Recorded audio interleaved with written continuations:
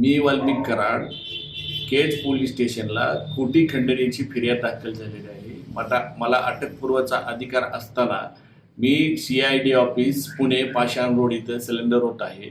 संतोष भैया देशमुखांचे जे कोणी मारेकरी असतील त्यांना अटक करावी व त्यांना फाशीची शिक्षा द्यावी।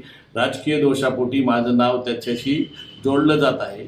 पोलीस तपासात जे निष्कर्ष निघणार, मी जर दोषी दिसलो तर न्यायदेवतांनी मला जे शिक्षा देईल ती मी भोगायला तयार आहे।